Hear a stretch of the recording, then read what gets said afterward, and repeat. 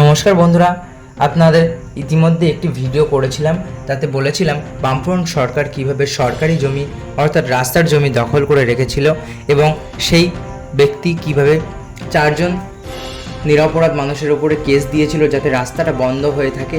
ঠিক সেই রাস্তাটি আজ ঢালাইয়ের জন্য স্যাংশনের জন্য উদ্বোধন হয়েছে ও সেই উদ্বোধনী অনুষ্ঠানে উপস্থিত ছিলেন প্রচুর জেলা নেতৃত্ব অর্থাৎ বোসেট উত্তরের প্রাক্তন বিধায়ক এটিএম আবদুল্লাহ এবং ব্লকের সৌমেন মণ্ডল এবং অন্যান্য বিশিষ্ট ব্যক্তিরা উপস্থিত ছিলেন, পঞ্চায়েত প্রধান এবং বিভিন্ন এলাকার মেম্বার, সঙ্গে ছিলেন জয়েন্ট ভিডিও। সেই উদ্বোধনের ভিডিওটা সংক্ষেপে দেখে নিন।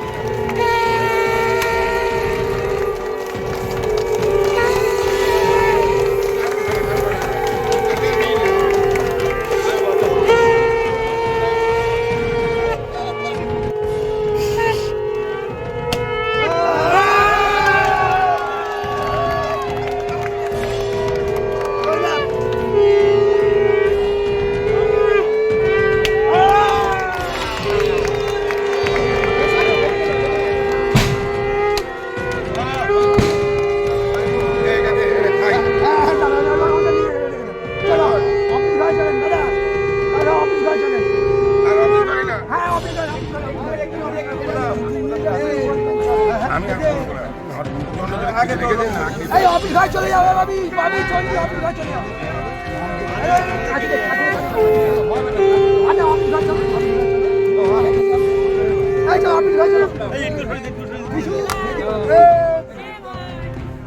দুর্গাবাড়ি থেকে 1 কিলোমিটার মতো একটা রাস্তা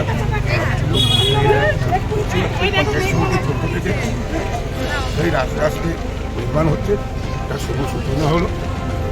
আমাদের পঞ্চায়েত সমিতির সভাপতি সৌমেন মণ্ডল আমার সঙ্গে আছে, আমাদের ব্লকের সভাপতি মিহির ঘোষ আমার সহকর্মী সেও আমার সঙ্গে আছে, আমার অঞ্চলের সভাপতি এবং পঞ্চায়েত সমিতির খাদ্যের কর্মাধ্যক্ষ সকলেই আছে, বুলবুল বিশ্ববিদ্যা প্রধান আছে, সকলে মিলে একটা ভালো কাজের সূচনা।